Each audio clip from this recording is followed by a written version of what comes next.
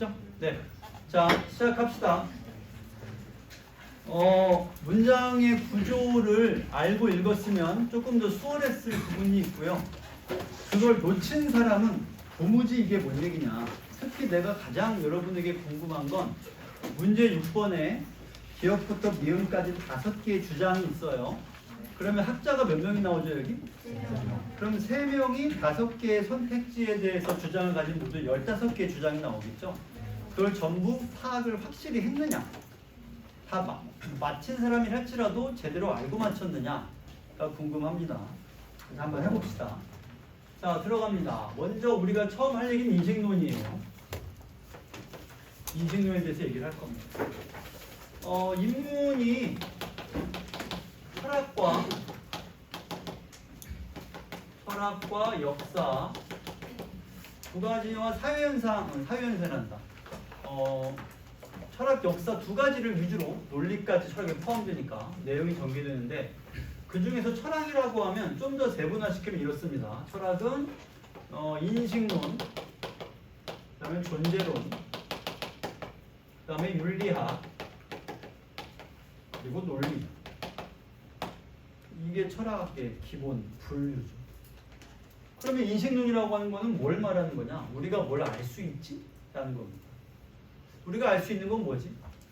그다음에 알 수 있는 걸 얘기하고 나면 그 다음에 존재론이죠. 알 수 있는 걸 정했어. 그러면 그 다음에 맨 먼저 알고 싶어하는 게 무엇일까요? 가장 먼저 알고 싶은 거. 가장 먼저 알고 싶은 것이자 가장 끝까지 남아있게 되는 질문. 그게 뭐냐면 나는 누구인가? 라는 거죠. 나는 누구인가라는 거죠. 나는 누구인가를 답을 구했다고 치자. 그럼 그 다음에 뭐가 궁금할까요? 어떻게 살 것인가? 어떻게 살아야 되지?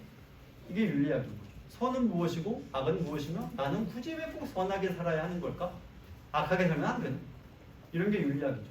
그리고 이 모든 걸 공부하기 위해서 뭐가 필요하냐면 논리가 필요합니다. 논리가 없으면 이걸 알 수가 없는 것이죠. 그래서 우리가 오늘 할 얘기는 셋 중에서 가장 기본적인 인식론. 다시 말해 우리가 뭘 알 수 있지? 라는 거예요. 우리는 뭘 알 수 있을까요? 자, 그 중에서 인식 대상은 인식 주체의 의식으로부터 독립하여 객관적 실제한다고 보고 이렇게요. 인식 주체의 인식 과정을 설명하는 입장이 실제론이다. 자, 그러면 대조되는 두 개의 이론이 실제론과 반실제론입니다. 그러면 실제론과 반실제론에 대해서 이 둘이 무엇에 대해 입장이 다를까를 말해봐요. 무엇에 대해 입장이 다를까요? 인식 대상이 실제하는데 그 실제하는가 무엇으로 실제하는가 아니면 객관적으로 실제하느냐라는 것이죠. 그냥 간단히 물어보자면 여러분 앞에 있는 나는 실제하는가 또는 당신들을 실제하는가라는 질문이죠. 이런 질문을 하고 있으면 다들 철학을 하지 않는 사람들은 비웃으면서 역시 철학자들은 쓸데없는 걸 물어본단 말이에요. 아니 그럼 내 앞에 네가 있고 네 앞에 내가 있는 거지. 그걸 뭘 몰라가지고 그걸 묻고 있어. 당연히 있지. 당연히 있죠. 그런데 이런 생각을 해봅시다. 여러분들과 내가 얼굴을 서로 막 본 지가 아무리 길어봤자 작년 10월, 11월쯤입니다. 그리고 짧은 사람은 불과 3개월밖에 안 된 존재도 있죠. 그럼 여러분들은 3개월 전에 나에게 있어서 존재했느냐, 존재하지 않았느냐, 1년 전에 나와 여러분들은 존재를 서로 알았냐, 몰랐냐라고 생각해 본다면 대부분 몰랐겠죠. 그러면 나에게 당신들은 1년 전 오늘 존재하느냐를 물어봤을 때 존재 안 하는 거랑 대체 뭐가 다르죠? 어차피 서로의 존재를 모르는 거예요. 그걸 존재한다라고 말할 수 있어요? 존재하면 뭐 무슨 상관이란 거야? 나랑 아무 상관이 없는 알 수도 없고. 실제로의 출발부터 말하자면 되게 흥미롭겠지만 그거 하기엔 너무 시간이 없으니까 좀 더 가봅시다. 자, 우리의 얘기하려는 과제, 실제론과 반실제론의 핵심 과제는 과연 우리는 객관적으로 실제하느냐, 정말 내가 존재하냐 이런 거. 한번 봅시다. 학자가 3명 나오는데 첫 번째 버클리, 이 양반을 A라고 합시다. 자, A 학자는 인식 대상이 의식 외부에 객관적으로 실제한다. 아니야, 그럴 리가 없어. 그래서 이렇게 생각하는 게 버클리의 주장입니다. 우리의 인식 대상은 객관적 실제가 없다는 거예요. 자, 처음부터 좀 세게 나오죠. 그렇지 않다는 거지. 그에 따르면 인식 주체, 즉 우리죠. 여러분과 나는 사물의 속성을 감각 경험함으로써 사물을 인식하게 된다. 거꾸로 말해봅시다. 우리가 그 사물을 인식하려면 무슨 일이 두 가지가 필요해요? 이게 두 번째입니다. 그러나 그 앞에 뭐가 필요하죠? 이게 필요합니다. 사물의 속성을 감각 경험한다는 거죠. 감각 경험의 종류는 몇 가지 있어요? 5개. 뭐 있는데? 시, 청, 초, 후, 미. 이게 우리의 감각이죠. 그리고 우리 감각으로 우리는 뭘 경험하느냐? 사물의 속성을 경험합니다. 사물의 속성 뭐 딱딱하고 뜨겁고 파랗고 노랗고 빨갛고 울긋불긋고 그런 거 있지. 이때 사물의 속성, 여기요. 이거는 의식 외부의 존재하지 않고 그것이 인식 주체, 나와 여러분에게 감각되는 동안의 만, 보조사 만은 언제나 중요합니다. 많이 중요하지 않은 순간은 없다고 봐도 과언이 아닙니다. 인식되는 동안의 만, 의식 내부에 객관적이 아니라 주관적으로 존재합니다. 이렇게. 따라서 우리가 만약에 어떤 사물을 인식하다가 가지고 놀다가 시간이 돼서 그걸 도로 내버리고 집으로 돌아갔습니다. 집으로 돌아가면서 생각해보면 그것이 우리의 의식 속에 남아있을지 없을지도 모르겠거니와 우리가 그걸 다 잊어버렸다고 치자.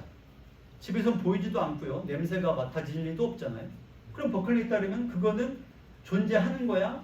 아니야. 아닌 거죠. 아니에요. 내가 갖고 놀던 건 버리고 집에 들어온 순간 존재하지 않는 것과 마찬가지라는 얘기죠. 좀 의아합니다. 아니 그건 거기 있지 않을까? 라는 거죠.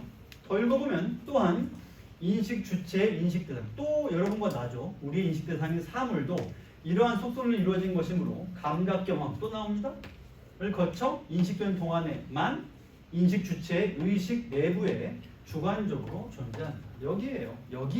여기에 이 글을 똑바로 읽은 사람과 읽지 못하는 사람의 차이가 바로 여기 있습니다. 시간이 없고 조급해서 빨리 읽은 사람은 여기서 뭘 놓쳤냐면 같은 말이 계속 나오죠. 의식 내부에 주관적으로, 의식 내부에 주관적으로. 또한 인식되는 동안에만, 그 동안에만. 그 다음에 감각되는 감각 경험. 그런데 궁금한 게 만약에 빗금 여기요 앞 뒤 문장이 똑같다면 이건 너무 반복한 거 아니에요? 다르니까 두 번 말하지 않았을까? 그럼 두 문장에서 다른 점은 대체 뭐가 있어요? 다 똑같은데? 다른 점이 있으니까 두 문장이 있는 거겠죠? 어디가 달라요? 주체란 말 여기도 나오고 여기도 나오죠. 다 똑같은데? 사물의 속성. 여기는 사물. 그러면 두 번 말했다는 것은 이 둘이 같은 거예요? 다른 거예요? 다른 거예요. 그리고 이 글은 끝날 때까지 이 얘기를 해. 사물의 속성과 사물을 구별해서 말하고 있습니다. 여기서부터 출발하지 않았으니까 의미가 이해가 안 되고 있어요. 글에서 문장을 두 개 잘라가지고 이렇게까지 같은 말을 반복해가면서도 둘에 대해서 강조하고 있는 것은 이 둘이 그만큼 중요한 요소이니까. 따라서 우리는 사물의 속성과 사물을 다르게 인지하고 이 글을 읽었어야 돼요. 하나, 둘. 너무나 비슷하지만 버클리에게는 둘 다 너무너무 비슷하지만 어쨌든 둘은 서로 별개의 존재니까 같은 말을 한 번만 하지 않고 두 번 한 거죠. 그렇다면 사물의 속성과 사물이 있는 거예요. 그럼 A가 버클리인데 뭐 이름은 필요 없지만 사물의 속성과 그 다음에 사물이 있습니다.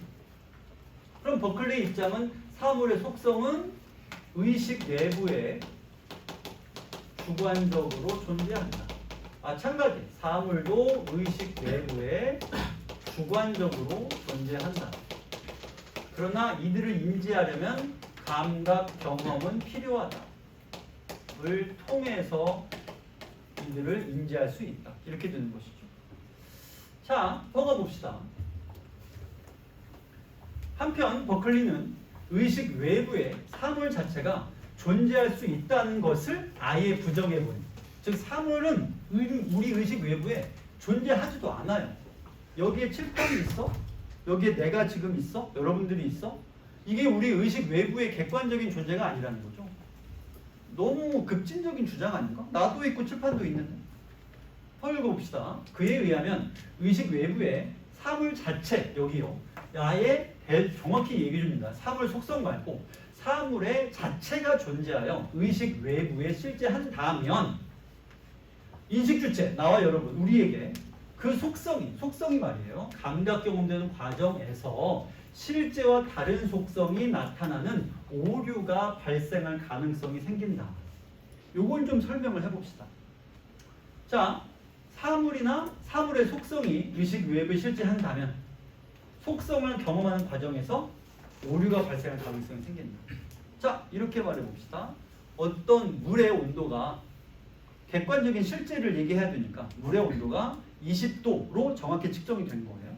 그리고 한여름에 정말 숨이 막힐 것 같이 팍팍 찌는 저 운동장 한가운데 3시간 동안 땀을 뻘뻘 흘려가면서 운동을 했든 일을 했든 하고서 마침내 20도의 물에 들이마셨거나 아니면 손을 넣어서 손을 씻고 있습니다. 시원해요? 아니면 더워요? 시원하겠죠. 너무 더웠기 때문에. 그러다가 지금으로부터 한 2달만 지나가면 어떻게 될 거냐면 너무너무 춥겠죠. 12월 1월이 되면. 그래서 추위에 벌벌벌 떨다가 집에 들어와서 20도의 물에 손을 담갔습니다. 물이 어떨까요? 따뜻하겠죠. 근데 20도라는 객관적 속성은 다른가요? 동일함에도 불구하고 어떻게 되고 있죠? 우리의 의식 내부의 감각 경험되는 과정에서 실제와 다른 속성으로 느껴지는 오류의 가능성이 있다는 얘기죠. 객관적으로는 같은 물인데 녹색 지붕을 떠올려 보세요. 어떤 집의 지붕이 녹색인 거예요. 근데 아침에 해가 막 뜹니다.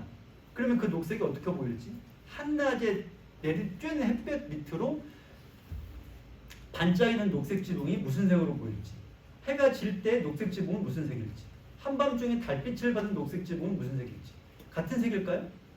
같이 보이진 않을걸요. 하지만 녹색이라는 색은 객관적으로 실제한다면 오히려 우리에게 그 객관적 실제가 무엇을 불러일으키냐면 오류를 불러일으킬 가능성이 생긴다. 그럼 결론은 뭐죠? 즉 인식 대상의 객관적인 실제를 인정해버리게 되면 오히려 그에 관한 객관적이고 참된 인식에 다다를 수 없다라는 회의주의에 빠지게 된다는 것이다. 객관적 실제가 있기 때문에 오히려 우리가 그것을 잘못 감각하거나 오류에 빠진다면 처음부터 뭐 해버리면 되느냐? 객관적 실제가 없어 라고 해버리면 되죠. 그러면 오류에 빠질 일도 없으니까. 처음부터 모든 게 주관적이라면 우리는 객관적으로 규정하려는 시도를 안 할 거예요. 따라서 오류에 빠지지도 않겠죠. 언제 오류에 빠지느냐? 객관적이라고 믿으니까 자꾸 오류에 빠지는 거죠. 객관적인 실제를 부정하면 오류에 빠질 일도 없다라는 게 버클리의 주장이 되겠습니다. 우리는 기출에서 버클리의 이름을 들은 적이 있습니다. 기억납니까? 안 나나요? 정말요? 그래서 기출 지문에 보면 버클리를 어떤 사람이 반박하냐면 발로 돌을 뻥 차서 날려보내서 돌이 자기 시야 밖으로 사라지니까 나는 이렇게 버클리를 반박한다라고 하는 지문이 있었습니다. 다시 말해서 버클리 너의 말에 따르면 내가 돌을 발로 뻥 찼을 때 내 발이 좀 아프겠죠? 촉각을 통해서 또 시각으로 돌이 날아가니까 촉각과 시각으로 돌의 실제를 객관적으로 느끼지는 않지만 주관적으로 느낄 수가 있어요. 근데 돌이 날아가서 내 시야에서 사라진 거야. 그리고 지금은 돌이 내 발에 닿지도 않아. 그럼 버클리에게 그 돌은 실제 하는 거야? 아닌 거야? 아닌 거죠. 하지만 상식적인 사람이 생각하기에는 아니 그럼 그 돌이 거기 없냐? 당연히 있겠지. 라고 하면서 버클리를 반박하는 거죠. 이 반박은 잘못된 반박이에요. 왜냐하면 버클리는 그 돌이 거기에 없다고 말하지 않았고요. 뭐라고 말했냐면 어떤 존재를 인식하는 것은 어느 순간에만 가능하냐? 감각 경험하고 있을 때만 가능하다. 그럼 감각 경험을 하고 있을 때에는 감각 경험을 하고 있지 않을 때에는 어떠냐? 존재한다고 말할 수 없다. 이게 뭐가 다른지 알겠어요? 존재하지 않는다가 아니라 존재한다고 말할 수 없다. 왜냐면 내가 감각하고 있지 않으니까. 이렇게 다른 거죠. 없다라고 딱 잘라 말한 게 아니라 있다는 확신을 너는 어떻게 그렇게 가져? 야, 너 되게 신기하다.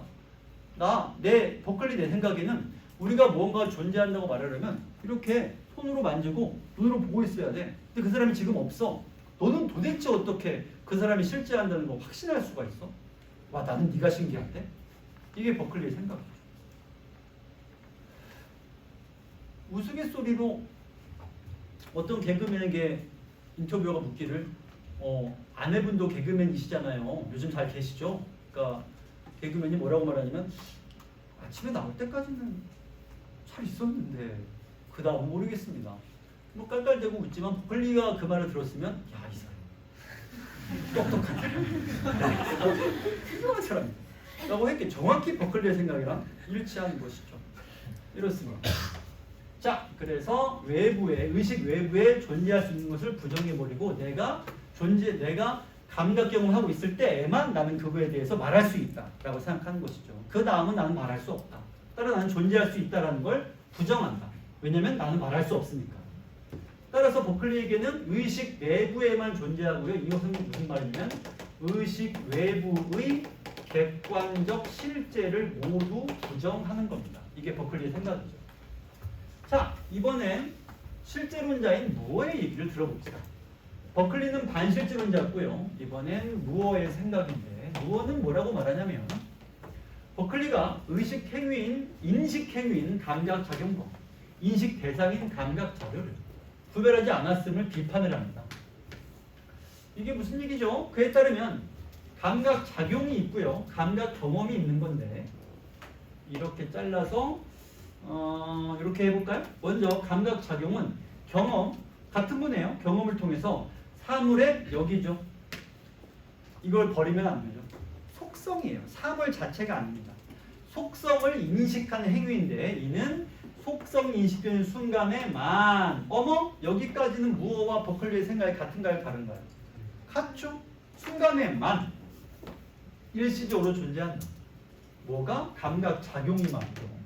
반면 인식 대상인 감각 자료는 감각 경험을 통해 인식되는 사물의 속성, 여기 또 나오네요. 속성으로 인식 주체 감각과 무관하게 객관적 실제. 어머! 여기서 A와 B의 제일 큰 차이점이 명료하게 드러나고 있습니다. A와 B는 같은 점이 어디냐면 사물의 속성이 인식되는 순간에만 일시적으로 존재한다. 여기요. 그게 감각 작용이라는 거죠.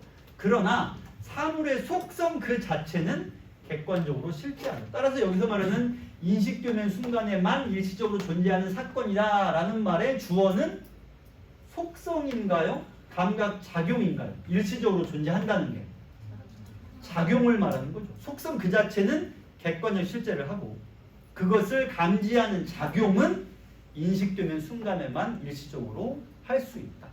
다시 속성이 일시적으로 한 적이 없어요. 속성은 객관적 실제를 해요.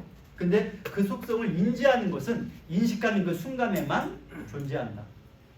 다시 말해서 내가 이렇게 이걸 만지고 딱딱하네 라고 할 때 딱딱함이라는 속성은 여기에 객관적으로 존재하는 거야. 근데 내가 그것을 만져보는 순간에만 딱딱함이라는 걸 내가 인지할 수가 있어요. 그럼 내가 손을 떼고 교실 밖으로 나가버리면 나는 여기에 딱딱함의 속성이 있겠지. 객관적 실제하니까.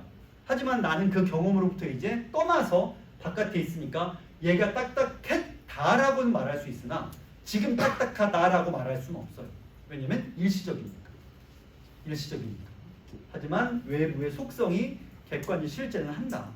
내가 그걸 느끼는 과정은 일시적이지만 속성 자체는 객관적 실제를 하고 있다라고 말하는 거죠. 그래서 버클리보다는 좀 더 상식에 가깝죠. 우리 외부의 사물의 속성이 실제한다고 말했으니까. 그래서 B의 의견은 이렇게 나누었을 때 사물의 속성은 객관적으로 실제한다라고 생각한 거예요.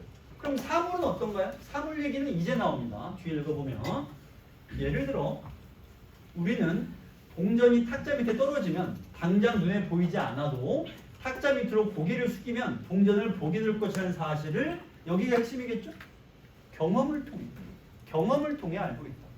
그러니까 무어는 버클리에게 이렇게 물어볼 거예요. 아니, 네 말에 따르자면 동전을 탁자 밑에 떨어뜨려서 네 눈에 안 보이면 너는 동전이 존재하는 걸 네가 볼 수 없다고 말할 거야. 알겠어. 그런데 야, 그냥 고개를 숙여봐. 그럼 보일 거 아니야.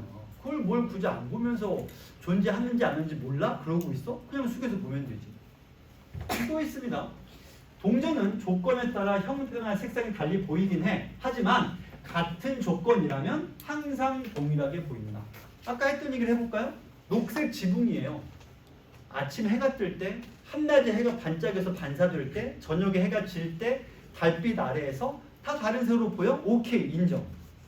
하지만 한낮에 해가 반짝인다는 조건을 고정시켜주면 항상 비슷한 색으로 보일 거 아니야. 달빛 아래라는 조건을 고정시켜보면 달빛 아래 더하기 녹색 지붕, 결과는 비슷한 색일 거 아니냐. 왜 꼭 조건을 다르게 하면서 매번 다르다고 말하는 거야? 조건을 같게 하면 될 거 아니야? 라고 하는 게 무어의 생각이죠. 말이야 맞는 말이죠. 조건을 통일하면 되지. 꼭 다른 조건에서만 보란 법이 없습니다. 그래서 동일한 조건 하에서는 항상 동일하게 보인다. 이런 점을 주목하여 감각 자료 이퀄 뭐예요? 둘 중에서 감각 자료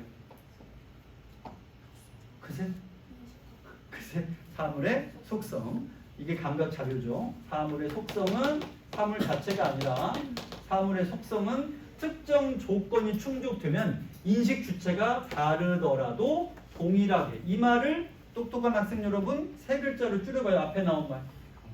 아 이거 똑똑하다. 인식 주체가 달라도 동일해. 그 말을 우리가 뭐라 그러죠? 객관적이라고 하는 거죠. 객관적이에요. 객관적으로 인식된다. 재진술인 거죠. 앞에 나온 말을 이렇게 재진술했습니다. 즉 사물의 속성이 인식 주체의 의식 외부에 존재한다. 물질적 실체이다. 라고 콕 집어서 말하고 있습니다. 여러 번 말했죠.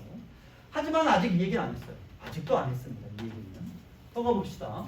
하지만 무어는 사물 자체, 그렇지. 사물 자체의 객관적 실제나 인식에 대해서는 회의적 태도를 보인다. 회의적이란 말이 도대체 무슨 말입니까? 이 단어의 뜻, 의심을 품다. 회라는 말은 이렇게 품다라는 뜻이에요. 회의는 의심을 품다. 따라서 우리는 여기다 뭐를 쓸 거냐면 얘기는 객관 실제하지만 사물 자체는 회의적인 태도를 사물 자체는 존재한다고 말할 수 없지 않나? 그에 따르면 인식 주체는 감각, 오감을 말하죠. 을 통해 인식한 여러 감각 자료를 조합하여 세계를 구성하는 사물에 대한 개념을 의식 내부에 구성한다. 자, 이건 좀 어려운 얘기 해봅시다. 자, 이 문장을 다시 좀 보시고요. 개념을 어떻게 만든다고 써있어요? 개념을 만드는 방법. 여기 써있는 것만 가져다가 말해봐요. 감각 자료를 조합.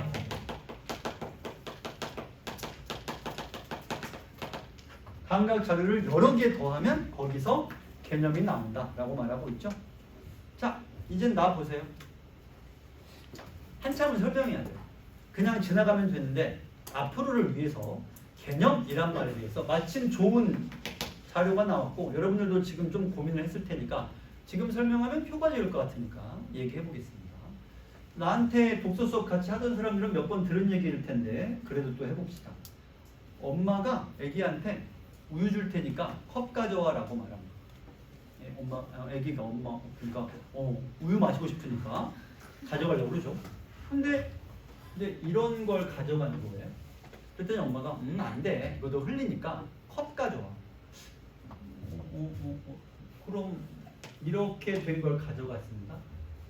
그래 괜찮긴 한데 손잡이가 달린 거 가져오면 안 될까? 딴 것도 뭐 없어? 라고 해서 우리가 혼돈을 겪다가 이번에는 이렇게 생긴 걸 가져갔습니다. 그러니까 엄마가 우유를 따라줘요. 여러분들은 성인이니까 마시기 위해 컵을 가져오라고 하면 그 컵이라는 것의 개념이 있죠. 근데 컵의 개념이 여기 있는 50명 가까운 사람들 우리 모두에게 같을까요? 다를까요? 다 다르겠죠. 누가 컵의 개념을 여러분들에게 언제부터 알려주었는지 우리는 모릅니다. 여러분이 성장하면서 어느 순간에 형성은 됐겠지. 근데 그걸 여러분들이 뭐 한 거냐면 개념화한 거예요. 어떻게 개념화했을까요? 경험을 통해서 무엇을 만들었어? 뭘 만들었어? 감각 자료들을 뭐 했죠? 다 조합해서 뭘 뽑았어? 개념을 뽑을 때 그것들은 그 감각 자료들의 뭐라고 할 수 있냐면 공통점이라고 할 수 있어요. 개념은 항상 공통점을 뽑아서 이루어져요. 그러면 나중에는 컵이라고 하는 것을 머릿속의 개념을 근거로 난생 처음 보는 걸 이건 컵이야? 이건 컵이 아니야? 이것도 컵이라 할 수 있어? 처음 봤는데 그게 컵인지 어떻게 알아요? 아예 처음 본 건데. 난생 처음 본 건데. 만약에 기존의 자료들을 가지고 누가 알려주는 거라면 처음 본 거를 우리가 컵이라고 부를 수 없어야 돼요. 난생 처음 보니까. 근데 우리는 처음 봐도 그게 컵이다? 컵이 아니다? 라고 말할 수는 있어요. 그게 어떻게 가능하지? 처음 본 건데? 개념이 있으니까.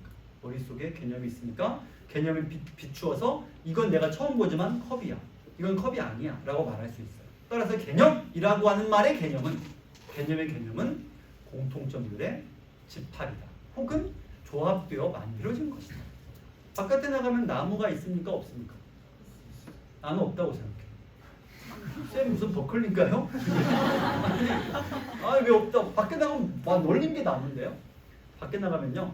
밤나무, 버드나무, 그 다음에 밤나무, 장미나무, 수많은 개별적이고 구체적인 나무들이 있을 거예요. 그것들은 존재할 거예요.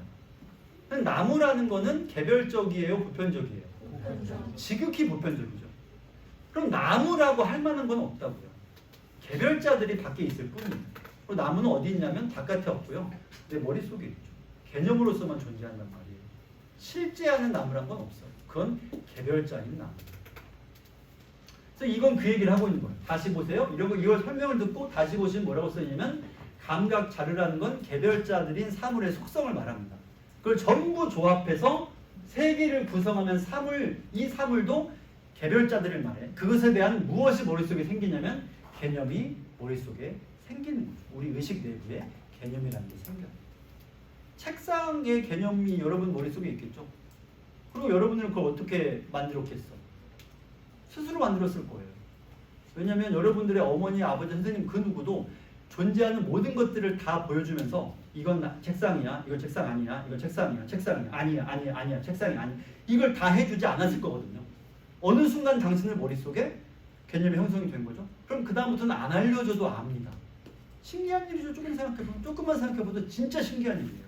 난생 처음 보는 게 책상인지 아닌지 알잖아요. 그건 당신들에게 개념이 있기 때문이죠. 자, 돌아와서요.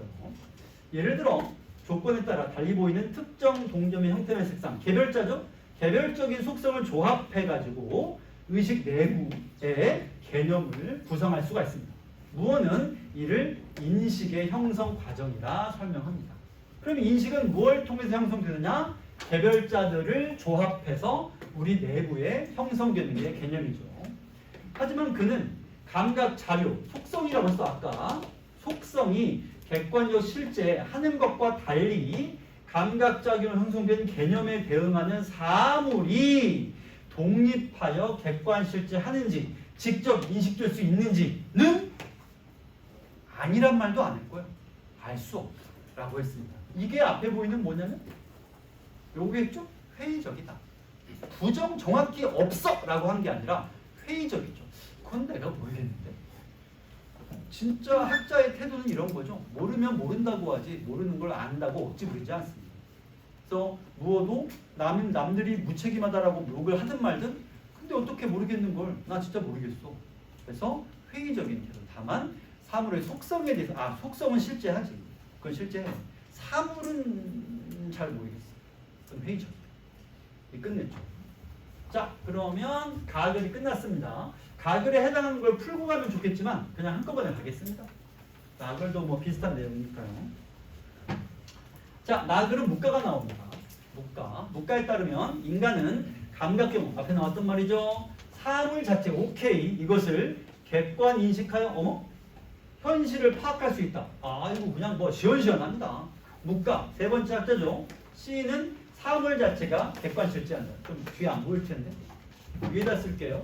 C는 사물 자체가 객관 실제 한다고 믿은 거죠. 자, 이때 인간 인식 대상인 사물 자체를 문과에서는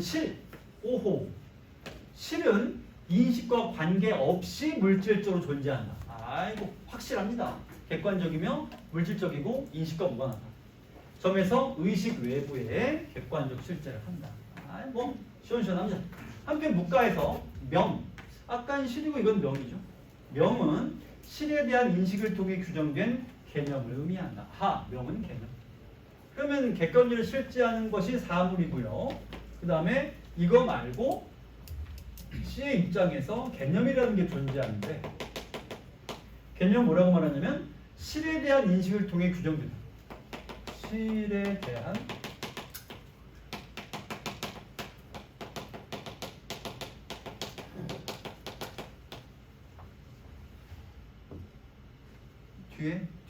뒤에 너 그래 당신 아까부터 카메라를 모니터링하고 있는데 뭐 작가인 줄 알았어요. 방송 작가인 줄 알았어. 모니터링 하는데 여기 이 부분이 보여요? 카메라에? 네. 다행입니다. 고맙습니다. 자, 그러면 실을 구성하는 요소는 실체와 그 다음에 속성이다. 이게 뭔데? 먼저 실체란 사물을 이루는 요소이고요.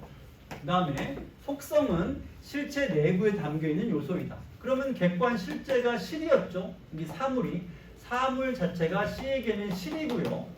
실은 다시 속성과 그 다음에 뭐로 나누죠? 실체와 속성이구나. 실체와 속성으로 나뉜다. 이게 실체란 사물이고요. 속성은 실체 내부에 담겨있는 요소이다. 무관한 실체뿐 아니라 속성 또한 인간의 감각이나 인식과 무관하게. 이건 뭐 그냥 다 실제하네요. 문제 풀기 편하네. 모든 게 다 외부에 실제한다고 말하고 있잖아요. 이때 사물의 속성, 이거 말이죠. 속성은 다시 둘로 나뉩니다. 본질적 속성과 조건적 속성이다. 본질적 속성은 실체에 내재한다라고 말하고 있고요. 이렇게 해주면 되겠네요. 그 다음에 조건적 속성이라고 하는 것은 내재하는 게 아니라 비교를 통해라고 써 있습니다. 그래요? 뭐 속성이 다시 본질적인 속성과 조건적인 속성으로 나뉜다고 하는데, 본질적 속성은 내재하는 것이고 조건적 속성은 비교를 통한 것이다. 이 얘기 좀 이따 뒤에 나오니까 더 읽어봅시다. 한편 사물의 실체와 속성에 관한 인식한 내용은 인식 주체의 의식 내부죠. 그 사물에 관한 개념, 나오네요. 개념, 즉 명, 여기죠. 이거요. 개념, 이거를 명이라고 한다. 그럼 명은 사물의 실체와 속성이 객관 실제 하더라도 사람에 따라 개념을 형성하는 능력은 각기 다르므로 사람에 따라 동일한 걸 좀 전에 객관적이라 했잖아요. 그럼 사람에 따라 다른 건 뭐라 해야 돼요? 바로 주관적이라고 써있네요. 따라서 명과 실 중에 실은 객관 실제라면 명은 주관적이다. 이렇게 볼 수 있겠죠. 실은 객관적인 실제, 사물 그 자체, 또 속성이기도 하고요. 그 다음에 명은 개념이며 이것은 주관적이다. 이렇게 됩니다. 사람마다 다르다. 자, 어떤 실이 반영되어 있는 크고 흰 돌이라는 명, 요것도 수특에 나왔었는데 기억납니까? 크고 흰 돌. 기억 안 나요? 엄마? 이거 수특 지문에 나와요. 크고 흰 돌. 오늘 깜짝이야. 큰일 났네. 자, 크고 흰으로 명이 있다고 치자. 명은 개념이죠. 이 명에는 실을 구성한 여러 요소 중 큰, 하얀색, 돌이라는 요소가 반영되어 있는데, 이때 돌은 실체이고 주관적인 실체이고요. 큼과 힘은 속성인데, 문과에서 봤을 때 희다고 하는 것은 그 돌의 겉을 칠하거나 견주어 보더라도 본래 희다는 점에 변함이 없으므로 본질적 속성입니다. 그러니까 희다라는 건 비교를 통해 만들어지는 게 아니라 절대적으로 희다. 색을 칠해도 속은 흰색이고 쪼개도 하얀색이 변하지는 않는다. 하지만 크다라는 건 아니죠. 크다라는 건 깨뜨리거나 혹은 비교해 보면 사라지는 속성이므로 조건적 속성이다. 다시 본질적 속성은 본래부터 있던 거. 하얗다는 건 본질적이야. 본래부터 내재해 있으니까. 근데 크다라고 한다면 그보다 더 큰 것과 비교해 버리면 크다라고 말할 수가 없게 되어 버리잖아요. 혹은 반으로 쪼개고 또 쪼개고 또 쪼개지면 크다라고 말할 수 없는 지경까지 가겠죠. 이거는 조건적 속성이 불과한데, 조건적 속성이란 비교를 통해서 만들어진 속성을 말합니다. 자, 이건 그냥 예를 들었고 딱히 이해에 어렵지도 않으니 바로 넘어갑니다. 자, 정리합니다. 문과의 관점에서 실은 여기죠. 사물의 실체, 객관 실체를 말하는 거예요. 인간의 의식으로부터 독립하여, 즉 객관적 의식으로부터 독립한 객관적이죠. 존재하는 반면 명은 인간의 의식에 의해 구성, 주관적이죠. 인간의 의식에 의해라는 말이 주관적이라는 뜻이잖아요. 자, 이에 문과는 문장의 진위를 밝히거나 주장의 당위성을 판단할 때 명이 아닌 실을 준거로 삼아요. 왜냐하면 실은 객관적이니까. 객관적인 것으로 준거. 준거란 말은 다른 말로 쓰면 판단의 기준이라는 뜻이죠. 그래서 객관적인 것으로 판단의 기준을 삼아야 한다. 즉 문과에서 실은 인간의 주관이 객관적 사실에 부합하는지 판별하는 기준인 것이다. 왜냐하면 실 말고 하나 있는 명은 어디까지나 주관적이니까 객관적인지 알고 싶으면 명이 아닌 실을 근거로 하여 판단을 해야 한다는 겁니다. 자, 그러면 그 뒤로 이제 지문이 위에 걸 지워버렸네. 별 수 없죠. 그냥 갑니다. 자, 그러면 먼저 6번을 봅시다. 이 문제가 제일 어려우니까 이걸 먼저 풉시다. 시간이 아직 남은 거 맞죠? 자, 버클리 무어 문과 중 하나만이 동일한 진술만을 고르라. 다 해보겠습니다. 버클리 무어 문과. 자, 기억. 버클리는 뭐라고 말할까요? X. 무어는 O. X. X. 모른다는 세부라고 할게요. 그럼 문과는요? 문과는 쉽죠. 다 객관적으로 했으니까 너무 쉽죠. 자, 그런데 기억이 내 생각에는 제일 멋있는 선이죠. 정말 멋진 건. 왜냐면 이게 세 명에 따라 다 달라요. 고정되어 있지 않습니다. 먼저 문과에게 인식되는 대상은 사물일까요? 사물의 속성일까요? 둘 다일까요? 둘 다예요. 둘 다 인식이 되니까.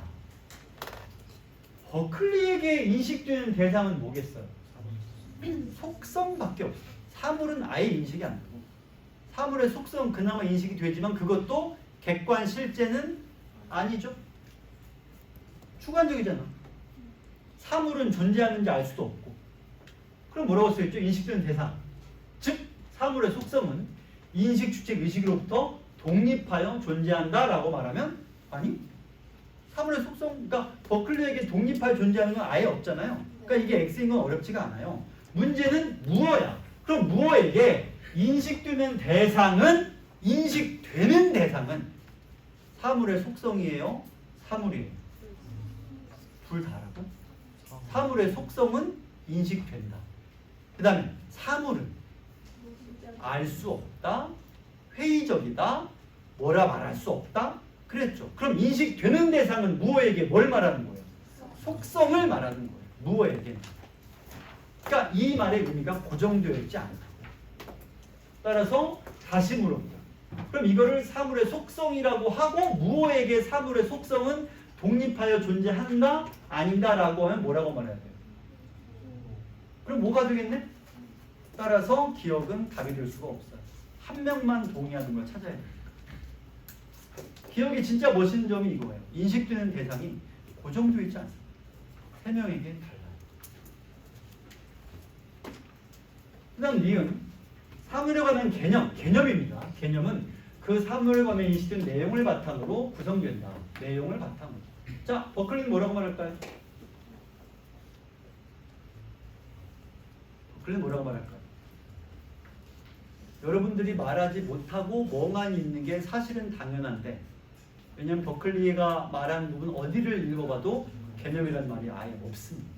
따라서 여기는 뭐라고 말해야 돼요? 알 수 없다. 말한 적이 없는데? 버클리는 개념에 대해 말한 적이 아예 없어요. 그러니까 여기는 알 수 없음이라고 해야 돼요. 이게 궁금한 거야. 과연 정말로 여기 있는 50명이 이거는 이건 알 수 없음이지 라고 생각하고 문제를 풀었느냐. 이게 지금 나는 궁금하다는 거예요. 그 다음에 무어에게는 어때요? 개념은 인식을 바탕으로 구성된다. 무어는 개념에 대해 말했어 안 했어? 했죠. 그리고 개념은 인식을 바탕으로 구성된다. 맞죠? 무가는요? 무가에게 개념이란 명이잖아요. 명은 인식을 바탕으로 구성된다. 맞습니다. 이렇게. 따라서 이것도 답은 아닙니다. 한 명만 동의해야 되잖아요. 어려운 문제라니까. 이 문제 틀린 사람들은 괴로워할 필요 없어요. 그거 진짜 어려워요. 맞힌 사람들은 훌륭한데 그 맞힌 사람들에게 묻고 있는 거야. 알고 맞췄니? 정말 묻고 있는 거죠. 디귿. 사물의 속성은 인식 주체에게 속성이죠. 이거예요. 그러니까 사물이 아니라 사물의 속성은 인식 주체에게 감각되지 않는 동안에는 존재하지 않는다라는 말을 뒤집어 말하면 어떻게 말할 수 있죠? 감각되는 동안에만 존재한다. 버클린 뭐라고 할까요? 맞다고 하겠죠. 속성이고 동안에만이니까 문제가 없어요. 그럼 무어는요? X예요. 왜 X예요? 속성은 뭐하다? 객관적으로 실제해야 하네. 실제하니까 않는 동안에 존재하지 않아라고 하면 아니 실제하는데? 라고 하겠죠. 따라서 X. 무가는 모든 게 객관 실제하니까 당연히 X. 오! 디귿이 답의 하나가 되네요. 디귿이 됩니다. 디귿이 되는데 제일 여러분이 의심했을 부분은 무어의 얘기죠. 근데 무어는 왜 틀리냐면 감각되지 않는 동안에도 존재하니까. 그러면 X를 해야죠. 않는다고 써있어요. 간만에 읽는 어려운 질문 아닙니까? 이 문제와 이 지문과의 문제는. 다음 리을. 인식의 형성 과정은 의식 외부에 존재하는 실체의 영향을 받는다. 버클리는 이거를 어떻게 말할까요? 왜 X죠? 버클리 입장에서 의식 외부에 뭐가 실체가 존재합니까? 아무것도 없죠? 아니라고 할 거예요. 무어는 물질 실체로 뭐가 존재하면 사물의 속성이 존재하지 사물의 속성이 모여서 뭐가 됩니까? 개념이 되죠. 따라서 외부에 존재하는 실제 영향을 받아서 형성되는 게 개념이므로 무가는 말할 것도 없죠. 그러니까 무가는 시원시원하니까 뭐 그냥 거침이 없어요. 자, 그 다음 미음. 세계를 이루는 사물이 사물입니다. 사물의 속성이 아니야. 그러니까 이거라니까. 디귿은 사물의 속성이고 미음은 사물이야. 그걸 구분하지 않고 푸니까 뭐가 뭔지 모르는 채로 지금 편지를 풀고 있었던 것이죠. 구분했다면 그나마 좀 접근이 가능했었을 것이고. 자, 사물입니다. 사물은 의식 외부에 실제하며 객관적 인식된다. 버클리는 뭐라 말하겠어요? 그럴 리가 없죠. 무어에게 사물은 실제합니까? 알 수 없죠. 부정한다고 했으니 어쨌든 X라고 합시다. 그 다음에 무가에게는 다 있잖아요. 그래서 디귿과 미음이 답이 됩니다. 이걸 다 거쳐야 답이 비로소 나오는 거예요. 제대로 푼 사람이 몇 명일지 물어보고 싶지만 넘어가겠습니다. 자, 그러면 나머지도 풀어봐야 되겠죠? 4번부터 풀어봅시다. 공통적인 내용들만 적절한 것은 이건 답이 몇 번인가요? 1번, 그럼 1번은 어디가 틀려요?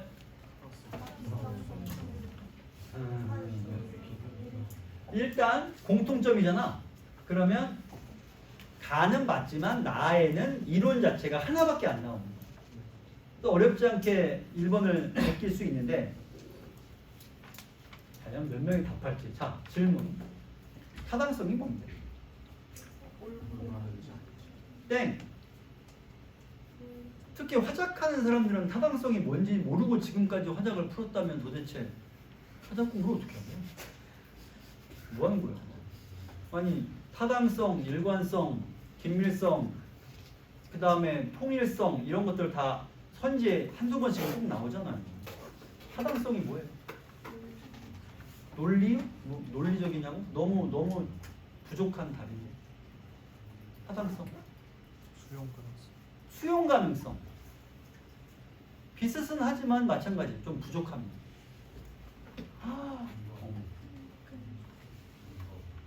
인과?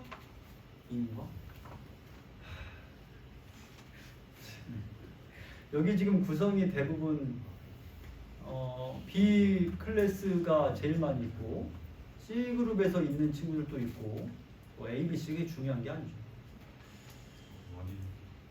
타당성 좀 물어보자. 그냥 난 이거 나한테 독서 수업 들은 사람들 지금 꿀밤 한 번씩 때리고 싶지만 시간이 없으니까 지나갔습니다.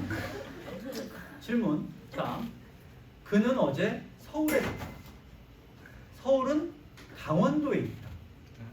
그는 지금 강원도에 있다. 이 논증은 타당해요? 타당해요.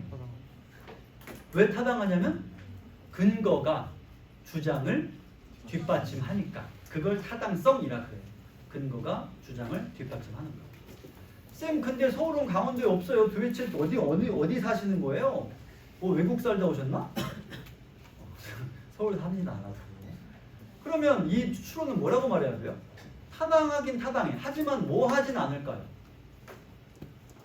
그는 서울에 갔다. 서울은 강원도에 있다. 그는 지금 강원도에 있다.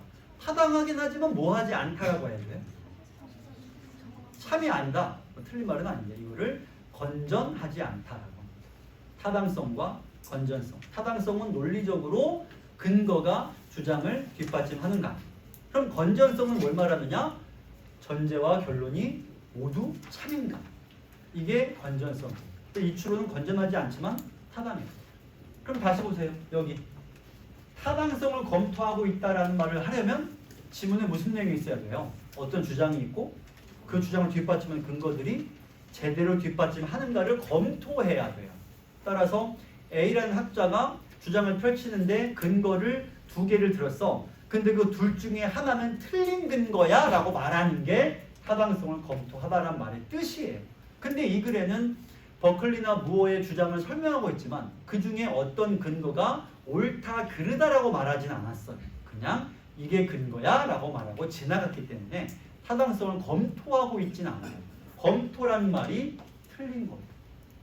타당성을 검토하고 있진 않지. 확인을 안 하니까. 말만 해. 선생님 이렇게까지 해야 됩니까? 이렇게까지 해야 다음에 이런 식의 문제가 나왔을 때 좀 더 꼼꼼하고 깔끔하게 문제를 풀어내겠죠. 해야죠. 답이 2번인 것만 만족하고 지나갈 것 같으면 그러면은 이렇게 꼼꼼하게 따져서 공부할 필요가 없겠지. 3번은 어디가 틀려요? 그렇죠. 4번은요? 현대적 의의가 없고요. 5번은요? 비판한 내용을 언급하고 있다라고 써 있는데 나글은 아까부터 말하지만 그냥 견해가 하나밖에 없으니까 비판도 없으니까. 자, 5번으로 갈게요. 가에서 할 수 있는 내용이나 잘못된 것을 몰라요. 빨리 해야겠네. 5분밖에 안 남았습니다. 자, 잘못된 것을 보시죠. 몇 번이 틀렸나요? 2번이 왜 틀려요? 부정이 아니라 긍정. 긍정해야 회의주의가 된다라고 말하고 있죠. 또 이건 빨리 그냥 지나갑니다. 2번만 설명하면 되니까. 6번 아까 했고 7번 갑니다. 기억과 니은. 기억은 뭐예요? 실. 니은은 명. 그럼 명이라고 하는 건 그러니까 개념을 말하는 거죠. 따라서 주관적입니다. 실은 사물의 실체와 속성이자 객관적이죠. 옳은 걸 고르라고 써 있습니다. 어느 게 답이에요? 기억은 실은 감각 경험을 통해. 너무 쉽네요. 냅다 1번이 답이라면 2번은 왜 틀려요? 주관적이니까 독립하지 않습니다. 3번은요? 이렇게 해주면 어때요? 명은 실에 대한 인식을 통해서 정확히 떨어지는 선지죠. 기억과 니은만 바꿔주면 됩니다. 4번 명은 실을 구성하는 요소를 반영은 하지만 주관적으로 반영합니다. 5번 문장의 참고적 판별을 준 거는 명이 아니라 실로만 해야 된다라고 했죠. 자, 그러면 8번 보기를 분석했습니다. 자, 이 문제도 좀 까다로운데 해야죠. 사물을 인식하는 것은 표상을 인식하는 것이다. 표상이 뭔데? 표상이란 감각 경험 내부에서 재구성된 결과면 객관적이에요, 주관적이에요? 내부에서 재구성했으니까 주관적이라고 말해야 하겠죠. 자, 그러면 표상은 주관적이네요. 사물 자체는 의식 외부에 존재한다. 이 말은 묵가만 찬성할 말입니다. 버클리도 무어도 긍정하지 않을 거예요. 우리의 감각을 촉발하지 이를 직접 인식하는 것은 불가능하다. 이건 오류 가능성을 말하는 거네. 우리가 무언가를 인식하는 것은 오류의 가능성을 내포한다고 했죠. 자, 그러면 가와 연관 있는 거는 선지 기준 1번밖에 없는데 가는 버클리와 마찬가지로 인식 대상이 의식 내부에 있다고 보면서도 사물이죠. 사물이 의식 외부에 존재한다. 그러면 버클리랑은 서로 다른 견해를 가지고 있죠. 버클리는 실제한다고 하지 않을 거니까. 자, 1번 이렇게 올바르다는 걸 알아냈고요. 2번도 상관이네요. 2번을 볼까요? 방금 읽은 가는 묵가와 마찬가지로 사물의 존재를 긍정한다. 하에서 뭐라고 했냐면 사물 자체는 의식 외부에 존재한다 했으니까 묵가의 견해와 일치합니다. 그런데 이를 직접 인식은 불가능하다라고 말하는 것은 묵가의 견해와는 다르죠. 왜냐하면 묵가는 직접 인식이 되고 직접 인식이 안 된다고 한 것은 버클리의 견해입니다. 그래서 다르군 묵가와 다르다는 점은 오케이. 다음 나의 말을 들어봅시다. 사물의 속성은 외부에 실제하지만 이거는 이미 버클리는 아웃이네요. 무어와 묵가가 긍정할 개념이죠. 감각 경험할 때는 실제와 달라진다. 오류 가능성을 말하는 거고요. 따라서 감각을 통해 우리에게 인식된 속성이 의식 외부의 실제한 속성과 일치할 수 있다? 이거는 근거 없는 믿음이지. 그러니까 오류 가능성을 말하는 거죠. 우리에게 인식될 때는 잘못 인식될 수 있다라는 게 나의 주장입니다. 그러면 3번을 볼까요? 먼저 나는 사물의 속성이 의식으로 독립하여 존재한다고 보아 대상에 관하여 객관적이고 참되게 인식하는 것이 불가능하다고 주장한 버클리의 견해와 유사하다 써있는데 사물의 속성이 독립한다라고 하면 버클리와 유사하다고 볼 수는 없겠죠. 버클리는 모든 건 실제하지 않아 라고 했으니까요. 답작되는 의외로 쉽습니다. 4번도 보면 나는 인식 주체에게 감각 경험되는 사물의 속성은 실제와 다르다고 본다는 점에서 사물의 속성이 객관적으로 인식될 수 있는 물질 신체라고 주장한 무어의 견해. 실체죠. 이렇게 맞네. 그래서 사물의 속성은 실제와 다르다고 본다는 점에서 사물의 속성이 객관 인식된다 라고 한 무어의 견해와 서로 다르다. 무어는 속성은 객관적이라고 봤고요. 나는 속성이 오류 가능성이 있다고 했으니까 다르다는 말은 올바른 선지가 되겠습니다. 뭔 소리인지 모르겠고요. 그 다음에 여기 아니야 이거 시간 쫓기니까 이러면 안 됩니다. 조용히 하자고.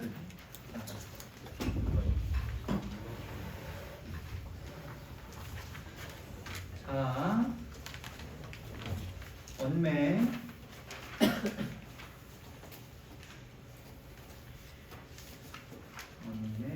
풀이해야죠. 질문. 언매는 빔이 따로 없으니까요. 빔을 끄고.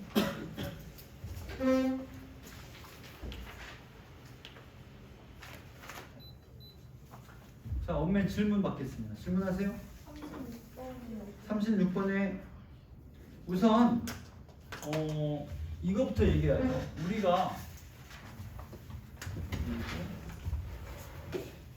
이것부터 얘기합시다. 우리가 현대국어에서부터 먼저 얘기해야 되는데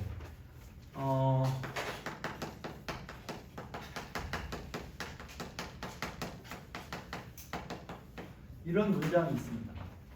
이걸 A라고 하고 이걸 B라고 합시다. 그러면 명사는 어느 거고 용어는 어느 거예요? A가 명사. 왜냐면 명사 파생 접사가 쓰였으니까 A는 명사인 거고. 그럼 B는 용언이라면 여기 있는 미음은 정체가 뭐예요? 명사형 전성어. 이렇게 보면 되겠죠. 이렇게. 근데 둘 다 똑같이 생긴 건 다 미음이잖아요. 근데 중세에는 안 그랬다는 거죠. 그래서 중세에는 명사형 전성어미는 뭘 썼냐면 옴이나 옴을 썼고, 그럼 여기는요? 파생 접사는 양성, 음성 이렇게 썼다라는 거죠. 그러니 얼마나 구분이 쉬웠겠어요. 이런 얘기입니다. 자, 그러면 여러분 문제 36번을 보면 A, B, C, D 이 중에 어미인 것만 말해봐요. 전성 어미가 쓰인 거. A, D, E 이건 어미죠. B와 C는 접사잖아요. 여기까지 이해됐어요? 요거는 빨리 찾았어야죠. 이거는 빨리 찾을 수 있었어야 돼요. 그 다음에 틀린 걸 고르라고 했는데 몇 번이 궁금하댔지 아까? 1번을 볼까요? A는 어간의 명사형 전성 어미가 결합했다. 맞는 말이고 명사가 명사로 굳어져 쓰인 것. 즉 현대어에 뭐가 되냐면 춤. 굳어져 쓰이죠. 춤이니까. 네. 딴선지. 3번도요. 3번을 봅시다. C에서는 어간의 명사 파생 접사. 여기까지 맞는 말이고요.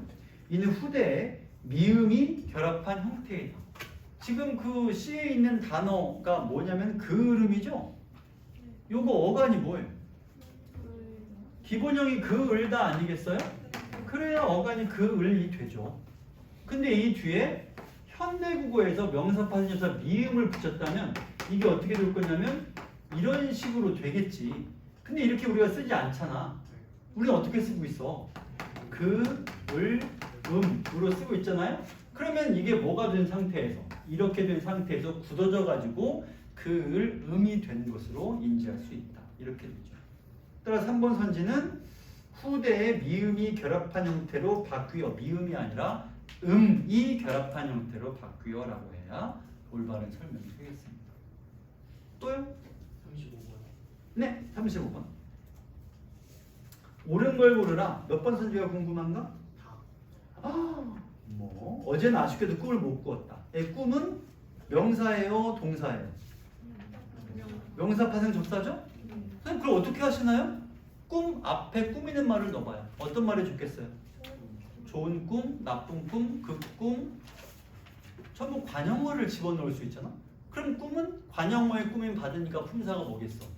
명사겠죠. 체언이겠죠. 앞에 꾸미는 말을 넣어보면 됩니다. 2번은 남들보다 많이 알을 자랑하지 마라. 알미란 말 앞에 있는 많이는 관형어야 부사어야? 그러면 알면 용언이겠지. 부사어 꾸며주니까. 그럼 이때 미음은 명사형 전성어 전미사가 아니라 3번 이웃을 도움 앞에 꾸미는 말을 넣어봐요. 많이 도움, 잘 도움, 늘 도움, 날마다 도움 부사어죠? 그러면 도움은 용언이겠지. 따라서 파생 명사이면 이미 틀렸네요. 다음 4번 나는 종이 묶음을 이때 묶음은 앞에 아예 꾸미는 말이 있죠. 종이. 종이는 체언 단독으로 관형어 역할을 맡고 있습니다. 체언 단독이 관형어라는 걸 우리가 얘기했었죠. 관형어 만드는 4가지 방법. 관형사, 체언 더하기 관형격 조사, 체언 단독, 용언 어간 더하기 관형사형 전성어 중에서 체언 단독인 거죠. 마지막 5번 서로의 아픔에 서로의는 관형어니까 아픔은 체언일 겁니다. 따라서 이때 미음은 명사, 파생, 접사. 따라서 서술어 역할은 할 수가 없죠. 접사는 서술어가 될 수 없어요. 접사가 되려면 용언이어야 합니다. 접사가 되려면. 자, 또요. 38에 2번, 5번. 38에 2번과 5번. 이거는 시간 싸움이죠. 이거는 수험생의 시간을 빼앗으려고 낸 문제예요. 어쩔 수 없이 거기 있는 5개를 다 해봐. 아니 5개란다. 10개? 5개구나. 그걸 다 해봐야 되죠. 우선 2번부터 볼까요? B가 뭐예요? B가 뭐야? B의 단어. 좋아요. 기본형이 뭔가요? 그럼 어간이 따르겠네. 그 다음에 어말음. 그러니까 어떻게 내가 쓰라 그랬냐면 먼저 어간을 쓰고 그 다음에는 어말, 어미를 쓰고 남은 거를 중간에 써줘라. 이런 거죠. 그럼 어간 썼죠? 어말음이 썼어요. 뭐 남았어요? 선어말 어미 하나 남았습니다. 그러면 뭘 알 수 있냐면 의탈락임을 알 수가 있습니다. 따라서 2번을 보면 기억이 2번이 기억은 표기에 반영되지 않는 변동이고 니은은 표기에 반영되는 변동입니다. 그러면 이 상태에서 표기가 어떻게 쓰냐면 이렇게 쓰고요. 발음은 어떻게 되냐면 이렇게 됩니다. 그러면 표기에 반영되는 변동은 뭐죠? 의탈락이에요. 이거는 표기에 반영됐으니까 의가 없잖아요. 하지만 여기 쌍시옷이 디귿으로 바뀌는 거. 그 다음에 디귿이 쌍디귿으로 바뀐 거는 표기에 반영이 안 되고 발음으로만 나타난 거죠. 이거를 표기에 반영되지 않은 이라고 해야죠. 따라서 기억이 2번 일어나고 니은은 일어나지 않는다라고 했지만 의 탈락 때문에 니은이 한 번 일어나긴 합니다.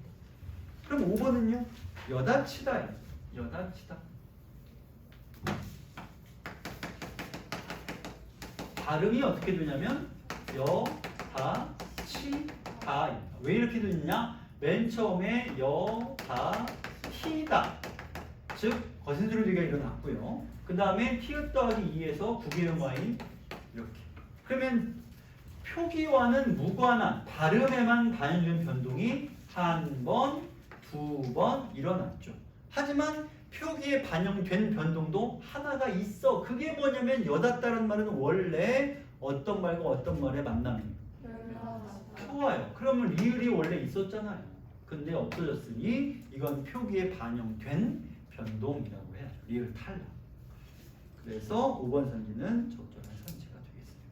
이걸 다 꼼꼼하게 따져보지 않고 조금만 빨리 조급하게 지나가도 착각하거나 흔들리기가 너무 쉽죠.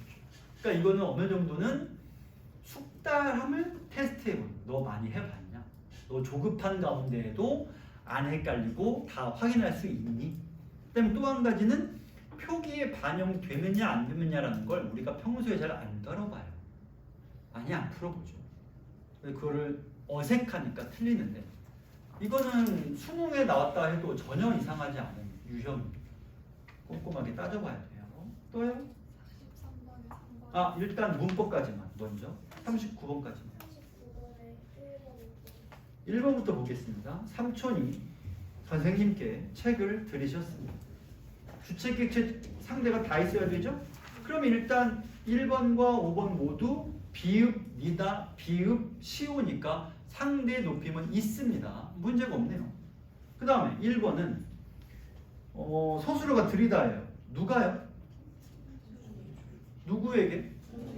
그러면 주어가 삼촌이기 때문에 붙은 말이 뭐 있어요? 거기 시. 좋아요. 그럼 주체 높임. 다음 목적어가 선생님이기 때문에 붙은 말은 뭐 있어요? 들이다. 그래서 1번이 답인 거죠. 그럼 5번은 왜 안 되냐? 주체가 누구예요? 주무시다의 주어는 누구예요?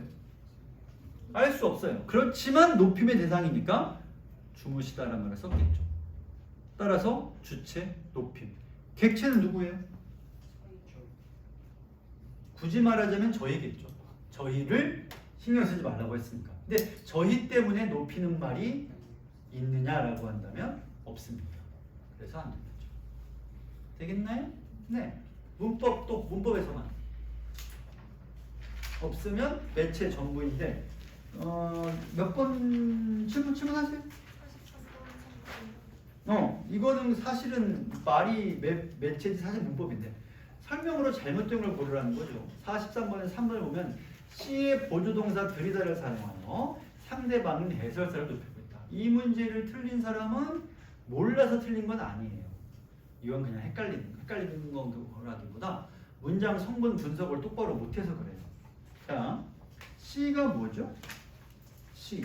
내 이야기를 계속하기에 앞서 살아보기 생활관광의 예약 방법을 알려드리겠어요. 이게 C예요? 그렇네. 그러면 드리다라는 말이 어디 써있냐면 알려드려야겠어요 라는 거야. 알려드리다라는 말 이거 서술어잖아요? 주어는 누구예요? 누가 알려드리는 거야? 생략된 주어겠죠? 아마 우리쯤 될 것 같아요. 진행자가 한 말이잖아. 그럼 해설자라고 말하면 안 되죠. 우리가 라고 해야 되겠죠. 근데 우리는 높일 필요가 없거든요. 그럼 알려드리다라는 말은 누구 때문에 쓴 거예요? 시청자. 다시 말해 이 말을 듣고 있는 상대방이자 알려드리다의 대상이므로 객체도 됩니다. 청자이기도 하지만 동시에 객체인 거예요. 객체 높임이지 주체 높임이 아닙니다. 자, 그래서 해설사는 아니다. 자, 또요? 40번 5번 지난 방송을 청취하지 못한 수용자는 흐름을 따라가지 못할 수 있으므로 진행 중인 특집 방송의 화제를 다시 한번 설명한다. 자, 이거는 가만히 있어. 이게 어디 있었지? 어? 아, 진행자 두 번째 말할 때구나. 거기 보자면 진행자 말 중에서 두 번째 줄에 오늘 처음 청취하시는 분들을 위해 다시 한번 알려드릴게요. 살아보기 생활 관광이란 어쩌고 저쩌고 여기서 알 수 있습니다. 또요? 또 없어요? 없으면 깔끔하게 끝내야죠. 뭐 붙잡고 있을 이유가 없습니다. 시간이 한 5분쯤 일찍 끝났는데 조용히 나가서 네? 며칠 아니 화장실에 그냥 있어. 있어도 되는데 네 있어도 됩니다. 조용히 자기 거 할 거 해도 상관없어요. 자 잠깐 쉴게요. 고생했어요. 꺼져.